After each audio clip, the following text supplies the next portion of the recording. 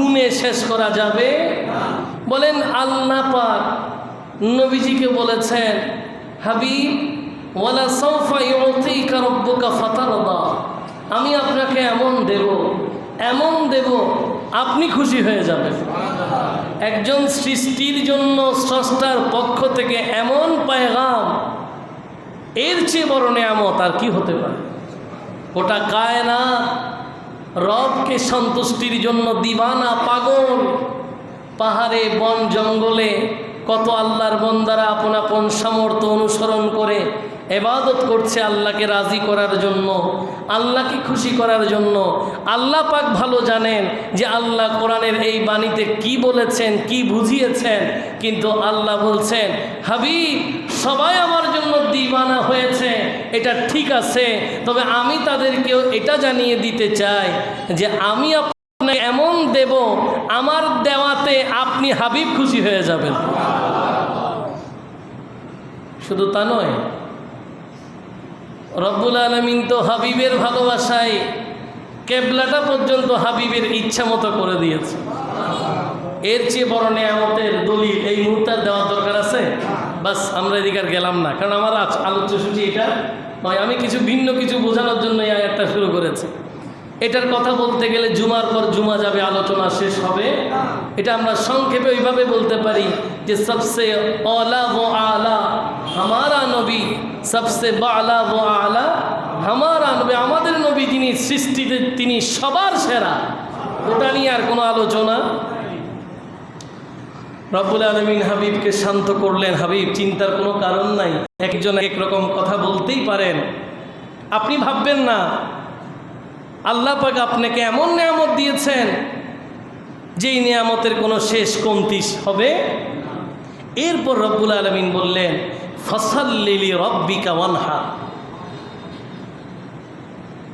কাজেই আপনি আপনার প্রভুর জন্য নামাজ আদায় করুন এবং কোরবানি করুন। নামাজ আদায় করুন এবং কোরবানি করুন। এবং শেষের আয়াতে গিয়ে আল্লাহ বলছেন, ইন্না শানিয়াকা হুয়াল আবতার।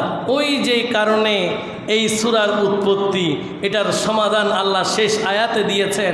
কাফেররা আপনার সন্তান আল্লাহর কাছে প্রিয় হয়ে যাচ্ছে, কম বয়সে সন্তানরা আল্লাহর কাছে মেহমান হয়ে গেছে, তাই বলে তারা ইসলাম প্রচার প্রসার কারা করবে এই বলে আপনাকে নির্বংশ বলে কটূক্তি করেছে। আপনি মনে কষ্ট নেবেন না।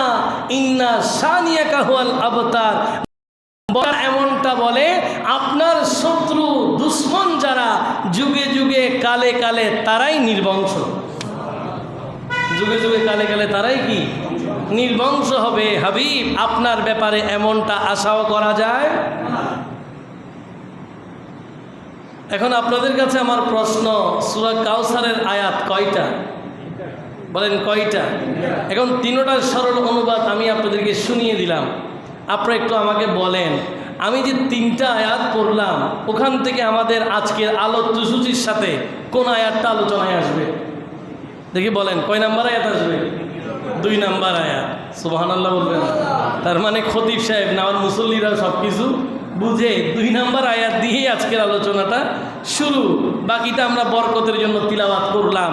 যে 2 নম্বর আয়াত আল্লাহ বলছেন, ফাসাল্লি লিরাব্বিকা ওয়ানহার, যে আপনি নামাজ পড়ুন এবং কোরবানি করুন। এই জায়গায় মুফাসসিরিনে কেরামগণ তাদের কলম ধরেছেন, ব্যাখ্যা করার চেষ্টা করেছেন। যুগের শ্রেষ্ঠ ইমাম জারির তাবারি রহমতুল্লাহ আলাইহিল বারি, উনার যুগশ্রেষ্ঠ কিতাব জামিউল বায়ান ফি তাবিলিল কোরআনের মধ্যে ইসলামিক স্কলার হজরত ইকরামা, হজরত আতা, হজরত কাতাদার বর্ণনায় ওনারা এনেছেন যে এখানে নামাজ বলতে এবং কোরবানি বলতে আল্লাহ পাকের উদ্দেশ্য কি?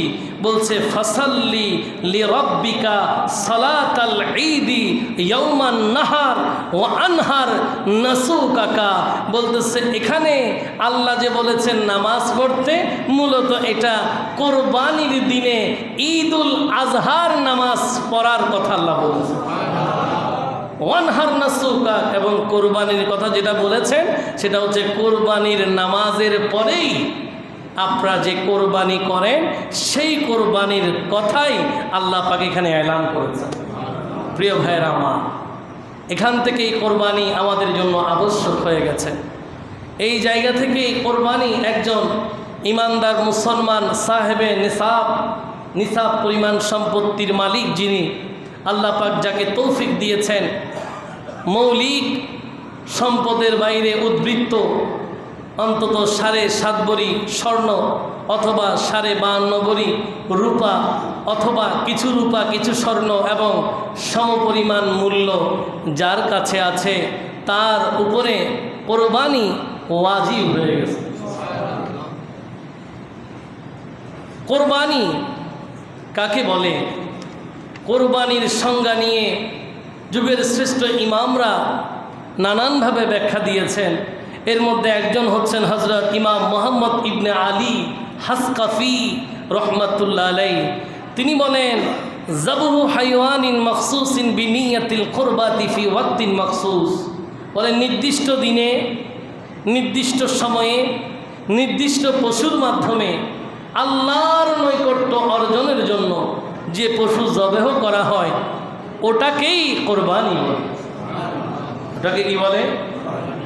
আরেকজন ইমাম, যার কিতাব আমাদের মাদ্রাসাগুলোতে পড়ানো হয়, যুগের শ্রেষ্ঠ কিতাব হেদায়ার গ্রন্থকার হজরত আবুল হাসান আলী আল মরগিনানি রহমতুল্লাহ আলাইহিল বারি, তিনি বললেন, ইবাদাতুন আন যাবহি হাইওয়ানিন আত-তাকাররুবু ইলাল্লাহি তাআলা বিনিয়াতিন মখসুসিন ফি ওয়াক্তিন মখসুস ওয়া হুয়া ইয়ামুন নাহার। বলে, আল্লাহর নৈকট্য এবং সন্তুষ্টি অর্জনের লক্ষ্যে নির্দিষ্ট পশুর মাধ্যমে নির্দিষ্ট দিনে যেই জবেহ করা হয় সেটাই হচ্ছে কোরবানি। তাহলে নির্দিষ্ট দিন, নির্দিষ্ট পশু এবং নির্দিষ্ট ব্যক্তি, বিষয় কয়টা? ব্যক্তিও নির্দিষ্ট লাগবে, সময়ও নির্দিষ্ট লাগবে, পশুও নির্দিষ্ট লাগবে।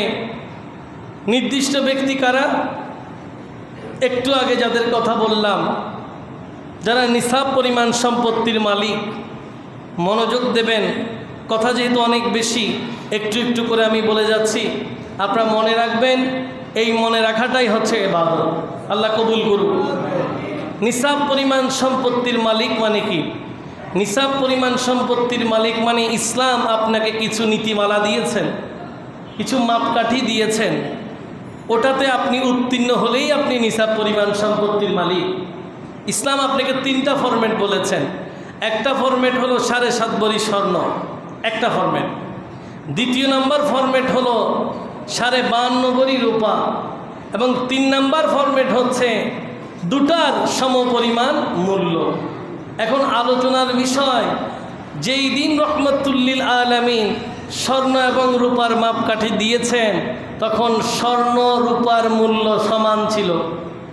কি ছিল? সমান। এখন কি সমান নাকি আকাশ আর পাতাল? অনেক ডিস্টেন্স হয়ে গেছে না? এই জন্য আপনাকে খেয়াল করতে হবে যে আপনার কাছে স্বর্ণও নাই, আপনার কাছে রূপাও নাই, তো ওই যে আরেকটা ফরম্যাট আছে, এই দুইটার সমপরিমাণ মূল্য, যে কোনো একটা মূল্য স্পর্শ করলেই আপনি নিসাব পরিমাণ সম্পত্তির মালিক। যেমন 7.5 ভরি স্বর্ণের দাম বর্তমান বাজারে মিনিমাম কত হইতে পারে? মিনিমাম 18 লাখ টাকা। তাহলে যদি আপনি বলেন যে আমি স্বর্ণ দিয়েই নিসাব পরিমাণ সম্পত্তির মালিক হতে চাই, তাহলে আজকের বাজারে অনেকেই কোরবানি করবে না, কারণ এই ফরম্যাটে অনেকেই টিকবে না। কারো কাছে সব টাকার পরে 18 লক্ষ টাকা নাই, স্বর্ণ তো নাই, 18 লাখ টাকা নাই, তাই বলে কি এখন কোরবানি করবেন না? নয় নয়, আপনার জন্য আরেকটা ফরম্যাট খোলা আছে। ওটা কি? ওটা হচ্ছে 52.5 ভরি রূপা। আজকের বাজারে 52.5 ভরি রূপার দাম কত হইতে পারে? হ্যাঁ, যাই হবে, মনে করেন যদি ভরি 2000 টাকা হয়, আর একটু বেশি হইতে পারে, 2500 টাকা হইতে পারে, এখন 5000-এর উপরে। আচ্ছা, তো মোটামুটি 3 লাখ, আজকের বাজারে। তবে আমি সম্প্রতি শুনলাম যে 1,80,000 টাকা একটা হিসাব দিয়েছিল রূপা, 52.5 ভরি রূপা, যেটা সেলিং প্রাইস হবে, ব্র্যান্ড নিউ না। আপনি সেলিং প্রাইস হিসাব করবেন, ব্র্যান্ড নিউ হিসাব করলে অনেক দাম আসবে। সেল প্রাইস কত হইতে পারে রূপার, এভাবে একটা হিসাব দেখছিলাম। 80,000 টাকা আজকের বাজারে যার কাছে আছে, তার মানে তার কাছে 52.5 ভরি রূপার সমপরিমাণ অর্থ আছে। সব থাকার পরে, মৌলিক চাহিদার পরে উদ্বৃত্ত যার কাছে 1,80,000 টাকা আছে, তার উপরে কোরবানি ওয়াজিব। উঁচু আওয়াজে বলেন সুবহানাল্লাহ। কিন্তু এখন এখানে একটা কথা আছে। কথাটা কি? কথা হচ্ছে, প্রথমে মনে রাখেন এই কথাটা, যে যার উপরেই যাকাত ফরজ তার উপরেই কোরবানি ওয়াজিব। যার উপরে যাকাত ফরজ তার উপরেই কি, অর্থাৎ যার জন্যই যাকাত তার জন্যই কোরবানি। কম আর বেশ হইতে পারে, কম আর কি হইতে পারে। অনেকের কাছে যাকাত 5 লক্ষ টাকা আসতেছে, অনেকের কাছে 5,000 টাকা আসতেছে। আমার 5 লক্ষ টাকা ধর্তব্য নয়, যিনি 5,000 টাকা দেয় তার উপরে কোরবানি কি হবে, ওয়াজিব হবে, একই নীতিমালায়। কিন্তু যাকাতের ক্ষেত্রে 1 বছর সম্পদ থাকতে হয়। যাকাতের ক্ষেত্রে কয় বছর থাকতে হবে? 1 বছর। কিন্তু কোরবানির ক্ষেত্রে শুধুমাত্র 3 দিন থাকলে হবে। যেই 3 দিন কোরবানি করা যায়, নির্দিষ্ট দিন বললাম না, ব্যক্তি নির্দিষ্ট হওয়ার পরে দিন যে নির্দিষ্ট, অর্থাৎ জিলহজের 10 তারিখ, 11 তারিখ, 12 তারিখ সূর্য অস্তের পূর্ব পর্যন্ত, এই 3টা দিন, এই 3 দিনের মধ্যে কারো কাছে যদি এই সম্পদ সমপরিমাণ মূল্য চলে আসে, তার উপরে কোরবানি ওয়াজিব। সুবহানাল্লাহ আসছে, আরো জোরে বলেন। মাসালা কি ক্লিয়ার হয়েছে? আরে মনোযোগ দেন। এই হিসাব করলে অনেক দিন মজুরের উপরে কোরবানি ওয়াজিব হয়ে যাবে। কেন? ডিপিএসে টাকা আছে, সেভিংসে টাকা আছে, সব থাকার পরে টাকা এত বেশি হয়েছে, এগুলো আবার মানুষকে সুদে লাগায়। টাকা এত বেশি হয়ে গেছে, এগুলো আবার কি মানুষকে দেয় ব্যবসা করার জন্য, বলে দিয়ে দিবেন পার্সেন্টেজ যা আছে।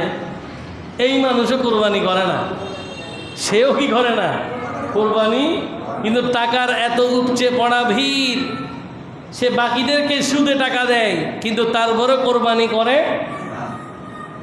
কেন? সে মনে করে সে ফকির, সে মনে করে সে কি, সে ফকির, সে গরিব দুস্থ। অনেক, আপনি এই কথাটা বলবো আমি, আপনি কানের বাইরে রাখবেন, নাইলে আবার কোরবানির দিন গোস্ত দিতে ইচ্ছা করবে না। অনেক দুস্থ মানুষদেরকে দেখবেন স্বভাবগত কারণে এরা গোস্ত চাইতে আসে, স্বভাবে। ওরা আসবে, আমাদের থেকে নিবে, কোনো অসুবিধা, আলহামদুলিল্লাহ আমরা দেবো। এদের সবাইকে নিয়েই তো আমাদের কোরবানি, সব ঠিক আছে। কিন্তু এদের মধ্যে এমন কয়েকজনকে আপনি পাবেন, সবাই না হলেও 20 জনের 2 জন এমন ব্যক্তি পাবেন যারা স্বভাবেই কাজ করে, স্বভাবে। কিন্তু ওর কাছে মিনিমাম এই টাকা 1,80,000 টাকা এর কাছে আছে, আরও বেশি আছে। কেন কোরবানি করতেছে না? কারণ কোরবানি করার মন মানসিকতা তৈরি হয় নাই। কোরবানি করার মন মানসিকতা কি হয় নাই? তৈরি হয় নাই। এই জন্য অধিকাংশ মানুষ কোরবানি থেকে বাইরে, নাই বলে বলে নাই। কিন্তু বান্দা এই কথাটা বুঝে না যে আল্লাহ পাক কোরআন আল কারীমে বলছেন যে লা ইয়ানালাল্লাহু লুহুমুহা ওয়ালা দিমাউহা ওয়ালাকিন ইয়ানালুহু তাকওয়া মিনকুম। বান্দারে, তুমি যে কোরবানির পশু জবাই করো, কেউ ওট জবাই করতেছো, কেউ গরু জবাই করতেছো, কেউ মহিষ জবাই করতেছো, কেউ আবার আপন পছন্দের ছাগল, ভেড়া, দুব্বা, বড় বড় লক্ষ লক্ষ টাকার কোরবানি করছো। জানো কি, এই কোরবানির পশু যেটা তুমি আমার জন্য জবাই করো, এটা তো আমার কাছে আসে না। তোমার পশু তোমাকেই মোবারক, এটা আমার কাছে আসে। ওই পশুর রক্ত, গোশত, চামড়া কোনো কিছুই আমার আসে না, সব তোমার কাজে ব্যবহার হয়। কিন্তু আমার কাছে একটা আসে, সেটা হচ্ছে ওই পশুর রক্ত জমিনে পড়ার পূর্বেই তোমার তাকওয়া আমার কাছে চলে আসে। বান্দা এই তাকওয়া দিতে নারাজ, এটাই দিতে চায় না। এই জন্য দিনের পর দিন যারা কোরবানি করে না, এরা না করাতেই আছে। আমি আজকে আমার সব মুসল্লিদেরকে বলবো, যারা এই বছর কোরবানির আওতায় আসেন নাই, তারা আল্লাহর দরবারে ঈদের নামাজে চোখের পানি ফেলে দিয়ে ফরিয়াদ করবেন, আল্লাহ কোরবানির জন্য তো ওঠের প্রয়োজন নাই, কোরবানির জন্য তো বড় গরু দিতে হবে, এটার কোনো প্রয়োজন, আমাকে আপনি একটা 10,000 টাকার ছাগল আপনার রাস্তায় আপনার খুশির জন্য কোরবানি করার তৌফিক দিয়ে দেন। আগামী বছর ঈদুল আজহায় যেন নামাজ পড়ে আপনার প্রেমে আমি কোরবানি দিতে পারি। কয়টা মানুষ ঈদুল আজহায় এসে এই দোয়াটা করে বলেন? আমি আপনাদেরকে বিনীত অনুরোধ করব, এবছর ঈদুল আজহায় যারা কোরবানি যাদের উপরে ওয়াজিব হয় নাই, তারা এবছর সেই দোয়াটা করবেন যে আল্লাহ আপনি তৌফিক না দিলে আমি ঈদের মাঠ থেকে যাব না, আমি ঈদের নামাজ থেকে খালি হাতে ফেরত যেইতে আসি নাই। এই মসজিদ আপনার ঘর, আমি কারো ঘরে আসি নাই। কোনো বান্দার কাছে চাইলে সে দিতেও পারে, নাও দিতে পারে, কিন্তু আপনি তো সেই রহমান যার দরবার থেকে কেউ খালি হাতে ফিরে না। আল্লাহ আপনি তো যুগে যুগে কালে কালে যারা আপনার নাফরমানি করেছে, আপনি তো আজকের দিন পর্যন্ত এদের রিজিক বন্ধ করেন নাই। কি বলেন? কত মানুষ নামাজ পড়ে না, রিজিকের মালিককে বলেন তো? আরো জোরে বলেন, আরো চিৎকার দিয়ে বলেন। রিজিকের মালিক আল্লাহ। কত মানুষ কত কাল ধরে নামাজ পড়ে না, নাফরমানি করে, নাফরমানি করে, নাফরমানি করে, বলেন আজকের দিন পর্যন্ত আমার প্রভু এক বেলা খাওয়ার কি বন্ধ করেছে? আপনি ঈদের মাঠের মোনাজাতে এটা বলেন না, আল্লাহ আপনার যারা নাফরমানি করে আপনি এদের রিজিক বন্ধ করেন নাই। আমি তো সেই ব্যক্তি যে আপনার দরবারে সিজদা দিয়ে নিজের কপালটা বিছিয়ে দিয়েছি। আমি এই বছর, আগামী বছর আমাকে কোরবানি করার তৌফিক দেন। আপনি দোয়া করবেন, আমার আল্লাহ আপনাকে তৌফিক দেবেন, কিন্তু তৌফিক ছাড়াই যার কাছে আছে সেও না দেওয়ার খেয়াল। অধিকাংশ মানুষ এমনভাবে হিসাব করে যে ওর কাছে কোনো টাকাই নেই, ওইটাকে সেই হিসাবই করে না ব্যাংকে যে 3 লক্ষ টাকা আছে এটা তার কাউন্টের মধ্যে পড়ে না। এরকম অনেক গার্মেন্টসের মহিলাদেরকে আপনি পাবেন, অনেক দিনমজুর শ্রমিক, 3 লাখ টাকার ডিপিএস এফডিআর আছে, যেরকম অ্যাভেলেবেল লোক পাবেন। এদের উপরে কোরবানি ওয়াজিব, এরা কোরবানি করে না। বাড়িতে শুধু জমাই জমাই বাড়িতে জায়গা কিনা, জমাই জমাই এখান থেকে জমাই ওখানে বাড়িতে ঘর কিনে। আমি আপনাকে যেটা বলতেছি এটা হচ্ছে প্র্যাকটিক্যাল থেকে বলতেছি। আপনাদের জীবনে এই জাতীয় ঘটনা আছে না নাই? ঘটনা যেন থাকে, তবে আপনি ঘটনা হয়ে যায়েন না।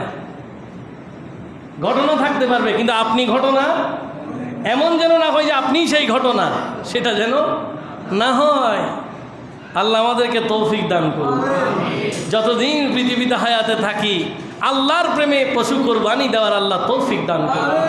এর চেয়ে বড় খুশনসিব কি হইতে পারে যে আল্লাহর প্রেমে বান্দা নিজেকে সর্বোচ্চ বিলীন করে দিয়েছে। আপনি আল্লাহর জন্য কোরবানি করবেন, আপনার প্রভু আপনাকে সর্বোচ্চ দেবে। নবীজি হাদিসে বলেছে না, আল্লাহ পাক প্রিয় নবীকে বলেছেন, হাবিব আপনি বলে দেন যে বান্দারা আমাকে যত বড় মনে করে আমি তত বড়। আপনি যদি মনে করেন আপনার প্রভু অনেক বিশাল, তিনি বিশাল। আপনি যদি মনে করেন যে তিনি ক্ষমা করবে না, তাহলে করবে না। আপনি যদি মনে করেন আমি অপরাধ করেছি, আপনি রহমান। আপনি যদি বলেন আমি ভুল করেছি, আপনি রহিম। আমার আল্লাহ বলেন তুমি যেটা ভেবেছো আমি সেটাই। মূল কথা হলো আপনাকে চাইতে জানতে হবে। আপনাকে কি জানতে হবে? চাইতে জানতে।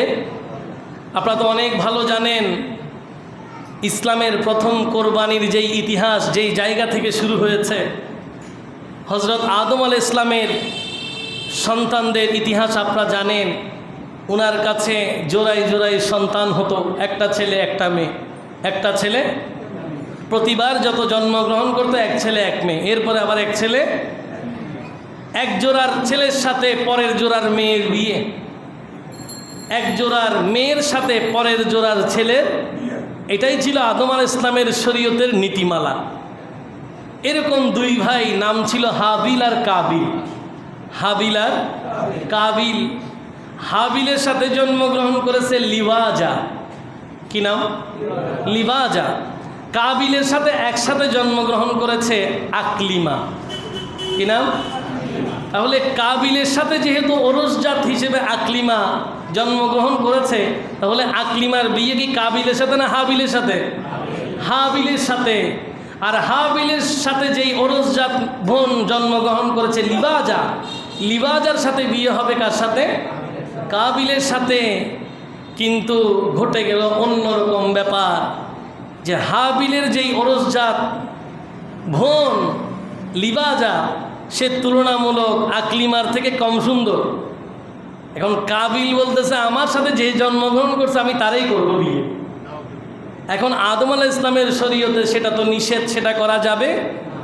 এক পর্যায়ে যখন সেটা অভিযোগ আকারে আদম আলাইহিস ইসলামের কাছে আসলো, আদম আলাইহিস ইসলাম বললেন যে এভাবে তো হয় না, এক জোড়ার ভাইয়ের সাথে আরেক জোড়ার বোনের বিয়ে হবে, এভাবেই সমজাত একসাথে যে জন্মগ্রহণ করেছে এদের বিয়ে হবে।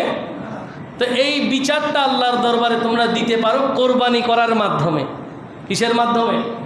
কোরবানি করার মাধ্যমে। এখন কোরবানি করবেন দুইজন, দুই ধরনের ব্যবসা করে।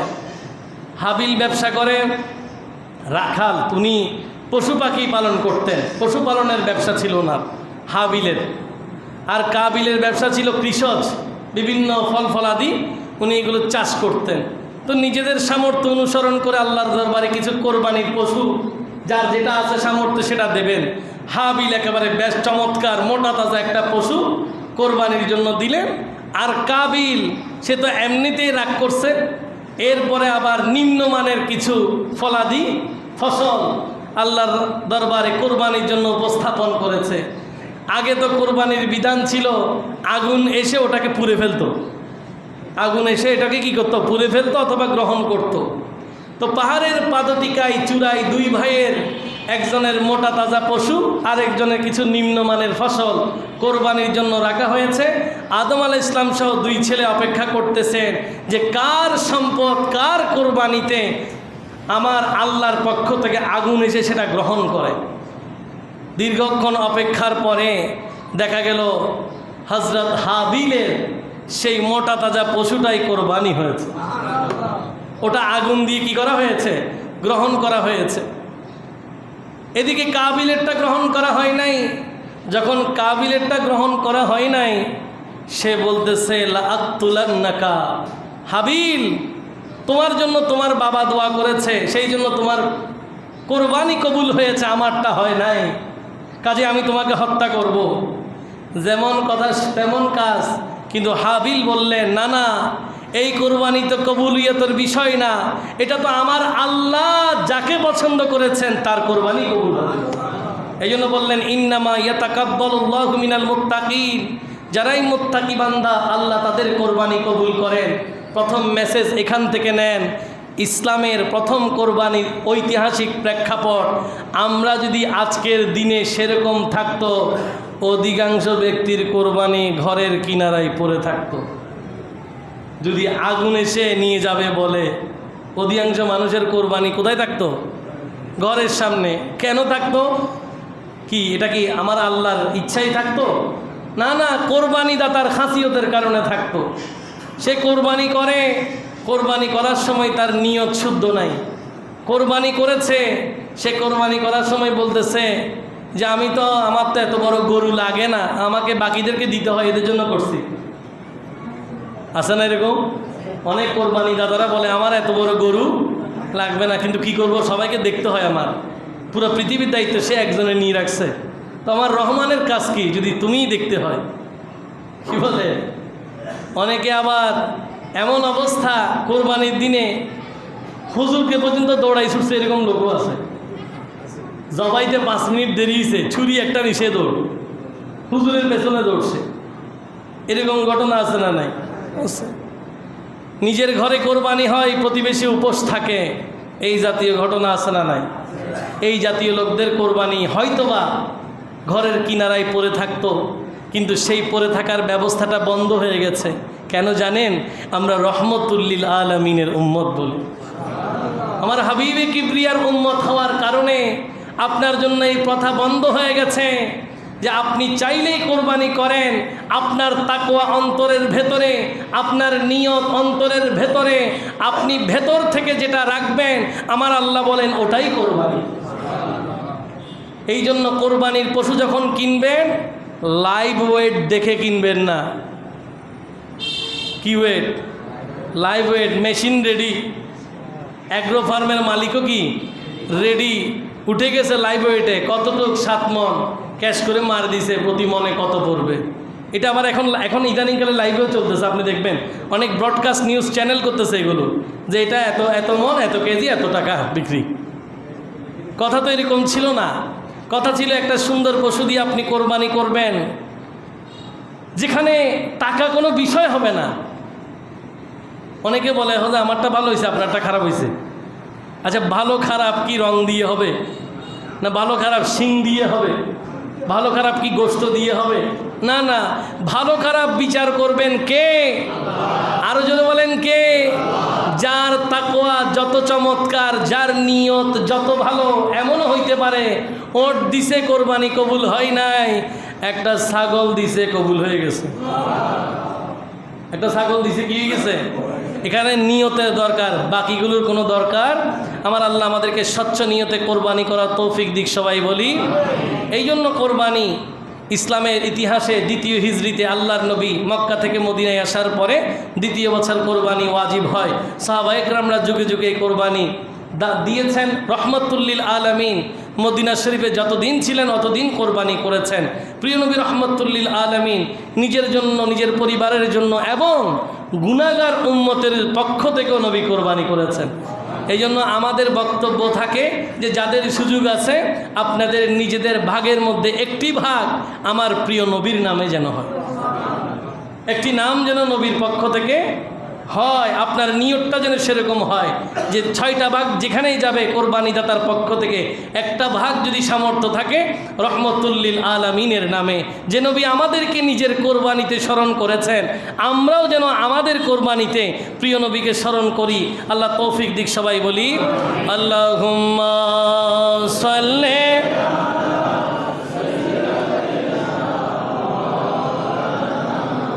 মুহাম্মাদে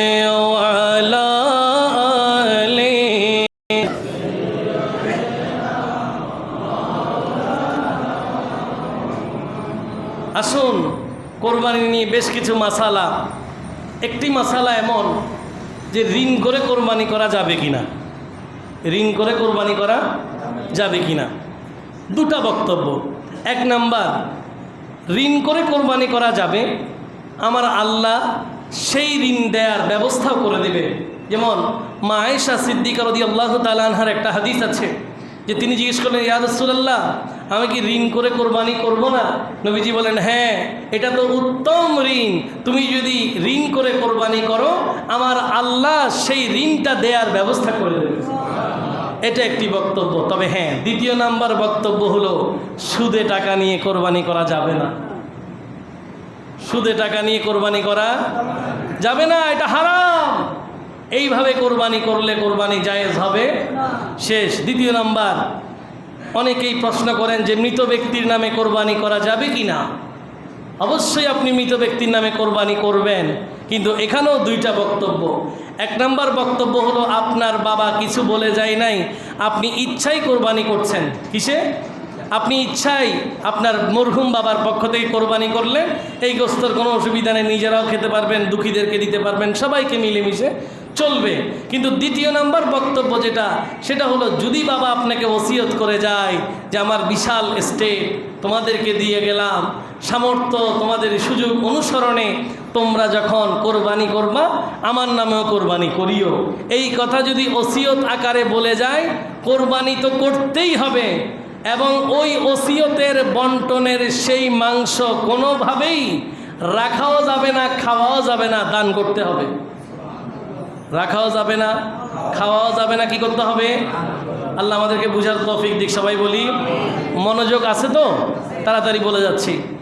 শরীকে কোরবানি। কিসে কোরবানি? শরীক। বেশিরভাগ মানুষ শরীকে কোরবানি করেন। আপনি 6 প্রকার প্রাণীর বাইরে কোরবানি করতে পারবেন না। 6 প্রকার প্রাণী কি? ওট, গরু, মহিষ। ওট, গরু, মহিষ, ছাগল, বেড়া, দুম্বা। ছাগল, বেড়া, দুম্বা। এখানে ওট, গরু, মহিষে সর্বোচ্চ 7 ভাগ। ওট গরু মহিষে সর্বোচ্চ 7 ভাগ, ছাগল ভেড়া দুব্বাতে 1 ভাগ, এর বাইরে যাওয়া যাবে। অর্থাৎ ছাগল ভেড়া দুম্বা দিয়ে শুধুমাত্র একজন ওয়াজিব কোরবানি আদায় হবে, এর বেশি হবে। আর গরু ওট মহিষ এই 3টাতে সর্বোচ্চ কয় ভাগ? 8 ভাগের কোনো সুযোগ, 7-এর কম করতে পারবেন, 6 ভাগে করতে পারবেন, 5 ভাগে করতে পারবেন, 4 ভাগে করতে পারবেন, 3 ভাগে করতে পারবেন, 2 ভাগে করতে এতে কোনো অসুবিধা। যেমন রাসূল আকরাম সাল্লাল্লাহু আলাইহি ওয়াসাল্লামের সাহাবীদের পক্ষ থেকে একটি বর্ণনা আছে, সহিহ মুসলিমের মধ্যে হাদিসখানা আছে, যে হুদাইবিয়ার দিনে আল্লাহর নবী রাহমাতুল্লিল আলামিন প্রিয় সাহাবীদেরকে নিয়ে একটি ওটে 7 জন করে কোরবানি দিয়েছেন। একটি ওট একটি গরুতে 7 জন করে কি করেছেন? ওনারা কোরবানি দিয়েছেন। আবার রাসূল আকরাম সাল্লাল্লাহু আলাইহি ওয়াসাল্লাম তিনিও সেই কোরবানিতে শরীক ছিলেন। কাজে আপনারা যারা শরীকে কোরবানি করবেন, দুটো বিষয় মনে রাখতে হবে। একটি হলো ভাগ কি হতে হবে? সমান হতে হবে। ভাগ কি হতে হবে? সমান। যেটা আমি প্রতি বছর বলি, আমি চর্বিত চর্বণের মতো একই কথা আবার রিপিট করতেছি। কেন? কারণ আপনারা তো গত বছর বলছি, বছর কি আর মনে আছে? এই জন্য আবার মনে করাই দিচ্ছি। মনে করেন একটি গরুতে আপনারা 7 জন মিলে কিনতেছেন, গরুর দাম 70,000। কয় হাজার? 70,000। তাইলে 1 ভাগের দাম কত পড়ছে? তাহলে কোনো শরীক 10,000-এর কম দিয়ে শরীক হইতে পারবে না। 10,000-এর কম দিয়ে কি হইতে পারবে না? দিলে আপনাকে 10,000-ই দিতে হবে। আপনি 9,000 টাকা দিলে আবার ভগ্নাংশ দিতে পারবেন না, যে আমার 7 ভাগের মধ্যে 1.5 ভাগ দেন। 1.5 ভাগ কোনো বিষয়, 2.5 ভাগ কোনো বিষয়, 3.5 ভাগ হবে, 4.5 ভাগ হবে। ভগ্নাংশের কোনো হিসাব হবে না, যা হবে গোটা হবে। আপনি একটি ভাগ নিলেন 10,000 টাকা দিয়ে, 7 ভাগ করবেন, 1 ভাগ আপনি পাবেন, সোজা কথা। আমার কথা বুঝছেন? পারবেন আপনি 2 ভাগ নেন, তাহলে দুটোর জন্য 20,000 টাকা দিবেন। 3টি নেন, 3টার জন্য 30,000 টাকা দিবেন। এখন আমরা একটা জায়গায় ভুল করি, আমরা আবেগে অনেক সময় আটকে যাই। কোথায় আটকাই? আবেগে। কিন্তু ধর্মে তো আবেগ কোনো বিষয়, আবেগে ধর্ম চলবে না। আপনার আমার মতো করে ধর্ম চলে না, ধর্মের নির্ধারিত নীতিমালা আছে। মনে করেন ভাইয়ে ভাইয়ে কোরবানি দিচ্ছে, ভাইয়ে ভাইয়ে কি দিচ্ছে? কোরবানি দিচ্ছে। একটি ফ্যামিলিতে 7 ভাই, এক ফ্যামিলিতে কয় ভাই? 7 ভাই। 5 জনের উপরে কোরবানি ওয়াজিব হয়েছে, 2 জনের উপরে হয় নাই। 5 জনের উপরে কোরবানি ওয়াজিব হয়েছে, 2 জনের উপরে হয় নাই। এখানে 2টা ঘটনা ঘটতে পারে। একটা হইল 5 জনে টাকা দিছে, মনে করেন কেউ 15,000 টাকা দিছে, কেউ 20,000 টাকা দিছে, ভাগ টাগ করে দিয়ে দিল। এটা হজবরল হয়ে গেছে, কারোটাই কোরবানি হবে না, কারো কোরবানি হবে না। আপনি 7 জনে মিলে কোরবানি করতেছেন, 2 জনের উপরে কোরবানি ওয়াজিব হয় নাই, এরা আগেই বাদ। 5 জনে কোরবানি হবে। কয় জনে? 5 জনে গরু কিনবে 50,000 টাকা দিয়ে, 1 ভাগ 10,000। 5 জনে কিনবে 1 লাখ টাকা দিয়ে, 1 ভাগ 20,000, সোজা হিসাব। এখন আপনি বললেন না, আমাদের পরিবারের পক্ষ থেকে কিনলাম। কিনলেন, ভালো কথা, আমরা সবাই আছি মিলে জুলে, মিলে দিলে কোনো অসুবিধা নেই। 5 ভাই টাকা দিছে, আর 2 ভাই বলতেছে যাক আমরা তো 20,000 টাকা 1 ভাগে দিতে পারবো না, আমি 5,000 টাকা দিয়ে শরীক হইলাম। নেওয়া যাবে না। রাগ হোক, গুসা হোক, মনে কষ্ট পাক, এটাই ইসলামী শরীয়ত। ওর তো 5,000 টাকাও দেওয়ার দরকার নেই। আমার আল্লাহ বলতেছে তোমাকে আমি তৌফিক দিই নাই, তো তোমার এই বছর 5,000 টাকা দেওয়ার কোনো দরকার, এটা মনে কষ্ট পাওয়ার কোনো বিষয় নাই ভাই।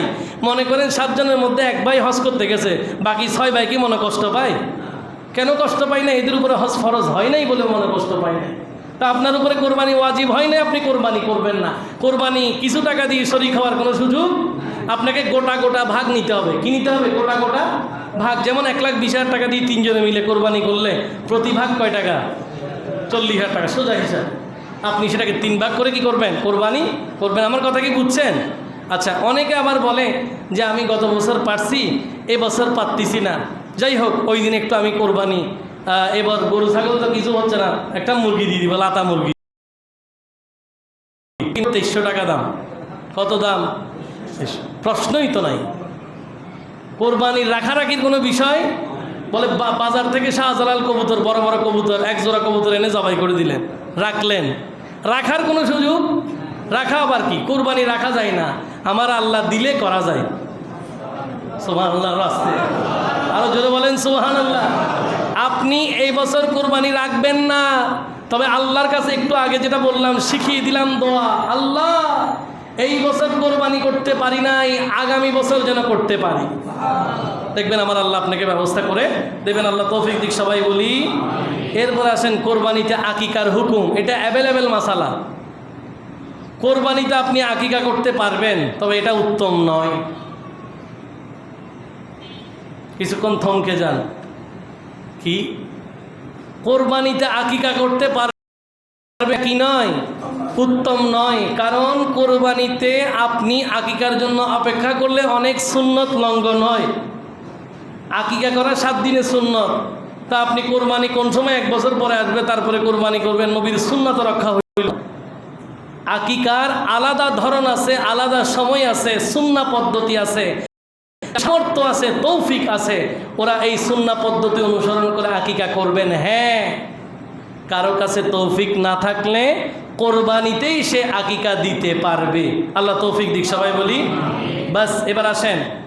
অনেকে স্ত্রীর পক্ষ থেকে কোরবানির মাসালা জিজ্ঞেস করেন। স্বামী চাইলে স্ত্রীর অনুমতি সাপেক্ষে কোরবানি করতে পারবেন। একটু আগে একটা কথা বলছি না, যে 5 ভাই কোরবানি করছে আর 2 ভাই কোরবানি পারতেছে না, দিতেও পারতেছে না, ওরা বাদ। কিন্তু ভাইদের মন মানতেছে না যে আমাদের 2 ভাইয়ের 5 ভাইয়ের নাম গেল, আমার 2টা ভাই এদের বাদ যাবে, এদের নামটা একটু দিই, যে এদের পক্ষ থেকেও। হ্যাঁ, ওরা যদি অনুমতি দেয় ওদের নাম দিতে পারবেন, তবে ওদের পক্ষ থেকে ওয়াজিব নয়, নফল কোরবানি হবে। কি হবে? আপনি আদায় করতে পারবেন, তবে ওয়াজিব কোরবানি নয়। এটা কি হবে? নফল কোরবানি আদায় হবে। আল্লাহ আমাদেরকে বুঝার তৌফিক দিক, সবাই বলি। একটি ফ্যামিলিতে মনে করেন 3 জনের উপরে কোরবানি ওয়াজিব, সবাই মিলে একজনের পক্ষ থেকে করে দিলে কোরবানি হবে, 3 জন থেকেই কোরবানি করতে হবে। আচ্ছা, এবার আসেন কোরবানির পশু নিয়ে সেলফি আছে না নাই? এরকম ঘটনা আছে তো? এটা কি এই বছরটা শুরু হয়েছে না হয় নাই? হয়ে গেছে। আমি এখন বললে তার ভুল হবে না। আচ্ছা, কোরবানির পশু এটা আল্লাহর দরবারে দেওয়ার জন্য একটা মহান উপহার। এটা নিয়ে কোরবানির গরু এটা সেলফি আকারে দিয়ে অনেকে অনেক রকম বক্তব্য দিয়ে রং মিশিয়ে ফেসবুকে এগুলো দেওয়া অনুচিত। কেন? বাকিরা যারা কোরবানি করে না, এরা আপনার পার্শ্ববর্তী প্রতিবেশী হলে এইটুকু দেখলে ওরা মনে কষ্ট পেতে পারে। এই জাতীয় কোনো কাজ করা যাবে না। অনেকে আবার সেলফি এমনভাবে তুলে, হুজুর জবাই করার পরে গরু ঠান্ডা হয়ে গরুর পিঠের উপরে কোরবানি, আলহামদুলিল্লাহ জবাই করে ফেলছি। কেন? এটা দেওয়ার কি দরকার? আল্লাহ আমাদেরকে হেফাজত করুক, সবাই বলি আমিন। আচ্ছা, আপনাদের অনেকে কষায় রাখবেন, অনেকে রাখে, ধনী লোক এখানে আলহামদুলিল্লাহ আছে। তা আপনারা যারা কষায় রাখবেন, অনেক সময় দেখা যায় হুজুরের জবাইয়ের মধ্যে গরু জবাই হয় নাই, কনফার্ম হয় নাই, আবার মনে হয় আর একটু জবাই করতে হবে। তো এখন লাস্টটা কষাই দিয়ে দেয়। তো কষাইয়ের তো এমনিতেই লুঙ্গি সবসময় কোথায় থাকে? সতরের উপরে। যাক, ওইটা নিয়ে আমি কিছু বললাম না, যেন নিচে থাকে, আল্লাহ তৌফিক দিক।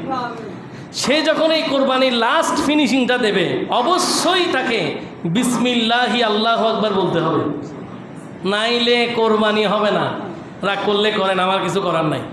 বিসমিল্লাহি আল্লাহু আকবার কসাইকে 2nd টাইম বলতে হবে। অর্থাৎ 2 জনে মিলেও যদি গরু জবাই করে, একজনে দিল কনফার্ম হয় নাই, আরেকজনে দিল, তাকেও বিসমিল্লাহি আল্লাহু আকবার বলতে হবে। তা না হলে কোরবানি শুদ্ধ হবে। এগুলো আপনারা সর্বোচ্চ মনোযোগ দিবেন। আর যার কোরবানি সে সামনে থাকবেন, এটাই উত্তম। আচ্ছা, অনেকে বলে যে 2.5 পোষে কোরবানি। 2.5 পোষ বলতে কোনো কিছু নাই। ধারালো অস্ত্র দিয়ে দায়িত্বশীলরা যেন কোনোভাবেই যেন কোনো ভোতা কিনা হয়, বোতা ছুরি না হয়, এটা জবাইকারীদের জন্য বক্তব্য, যেন গরুর কষ্ট না হয়। এটা একটা গেল।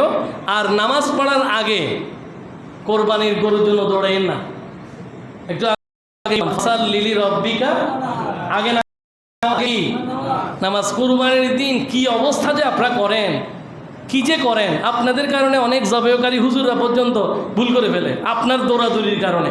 হুজুর আসেন না, আসেন না, আসেন না, হুজুর আসেন না। কে ভাই, সবগুলো জবাই করতে আধা ঘন্টাও লাগবে না, আপনি এই অবস্থা করতেছেন কেন? একটু অপেক্ষা করেন, একটু ধীরে সুস্থে। নামাজ হুজুরের মোনাজাত করতেছে, ও আল্লাহকে বলার কিছু নাই। ঈদের মাঠে মোনাজাত করলে যে দোয়া কবুল হয়, এটা কি ভুল? এই বলেন, ঈদুল আজহায় মোনাজাত করলে দোয়া কি ফেরত যাবে? ঈদের মাঠে, ঈদের দিন মসজিদে দোয়া করার খেয়াল নাই, কেমনে তাড়াতাড়ি দৌড় মেরে এখানে চোখের পানি ছেড়ে দিয়ে আল্লাহর দরবারে ফরিয়াদ করবেন যে আল্লাহ এই তো আপনার জন্য কোরবানি করব। আল্লাহ আমার কোরবানি আপনি কবুল করুন। প্রিয় ভাইয়েরা আমার, যাক এই কিছু সচরাচর মাসালা বললাম, এই বিষয়গুলো আপনারা খেয়াল করবেন। আর অনেকগুলো মাসলা আমি সময়ে সময়ে বলেছি। এবছর শুধুমাত্র একটি জুমা পাওয়ার কারণে আমরা সবগুলো কথা চাইলেও বলতে পারলাম না। আমরা অন্যান্য বার 2টা পর্বে কোরবানি আলোচনা করি, এবছর একটি পর্বেই আমাদের আলোচনা শেষ। এবার কিছু গুরুত্বপূর্ণ কথা। আগামী বৃহস্পতিবার জিলহজের কয় তারিখ? 10 তারিখ। তাহলে আগের দিন কয় তারিখ?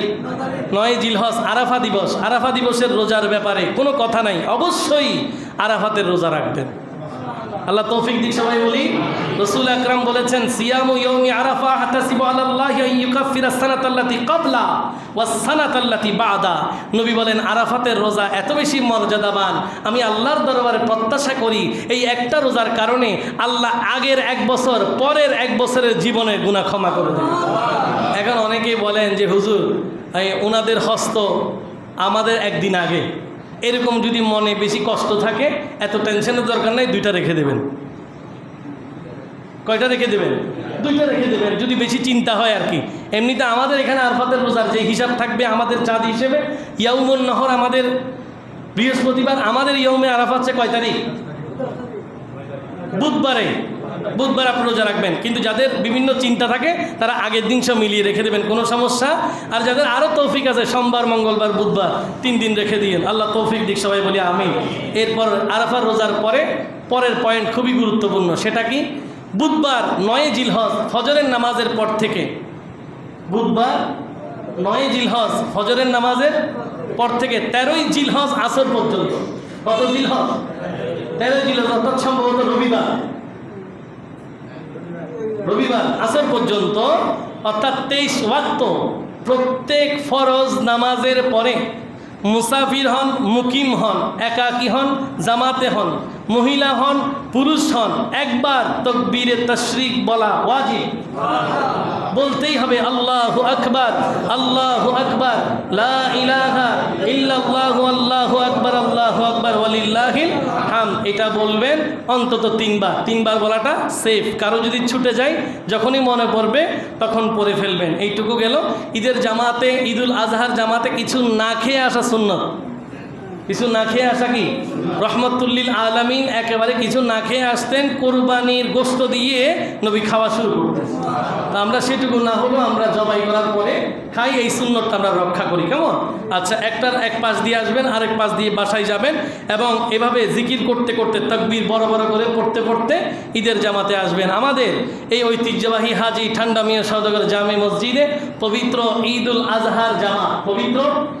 আজহার জামাত সকাল 7টা 30 মিনিটে, সকাল 7টা 30 মিনিট, 7টা থেকে তাকবীর, 7টা থেকে। আপনারা অবশ্যই সেই দিন ফজরের নামাজ পড়বেন। তো আপনারা তো এমনিও পড়েন, অবশ্যই ফজরের নামাজ পড়বেন। 7টার আগে মসজিদে আসবেন, 7টা থেকে তাকবীর হবে, 7টা 30-এ ইনশাআল্লাহ আমরা ঈদুল আজহার জামাত শুরু করব। সবাইকে ঈদের জামাতে আমি অগ্রিম দাওয়াত দিয়ে রাখলাম। আপনাদের যেই চামড়ার বিক্রি লব্ধ টাকা অবশ্যই আমাদের আঞ্জুমানে রহমানিয়া সুন্নিয়া ট্রাস্টের অনেকগুলো মাদ্রাসা আছে, এই মাদ্রাসাগুলোর খেদমতে অনেক ছাত্ররা, এতিম ছাত্ররা পড়ালেখা করে। সম্ভব হলে আমাদের দায়িত্বশীলদেরকে চামড়াটা দিয়ে দেবেন, সেটুকু সম্ভব না হলে বিক্রি লব্ধ টাকাটা আপনি এতিম বাচ্চাদের জন্য দিয়ে দেবেন। এইটুকু আমন্ত্রণ রাখলাম। এবং অবশ্যই আগামী বৃহস্পতিবার ঈদুল আজহার জামাত আমাদের ঠান্ডা মিয়া সদর জামে মসজিদে কয়টায়?